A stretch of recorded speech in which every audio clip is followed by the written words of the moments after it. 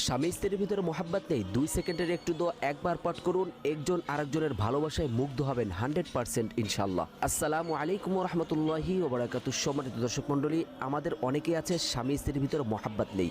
তো আল্লাহ পাক রব্বুল আলামিনের কোরআন হচ্ছে আমাদের জন্য সলিউশন।